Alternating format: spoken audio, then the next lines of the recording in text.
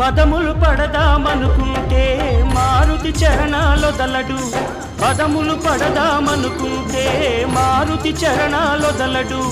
ఫలములు తినిపించాలంటే పాపం శబరికి బెదురు, ఫలములు తినిపించాలంటే పాపం శబరికి బెదురు.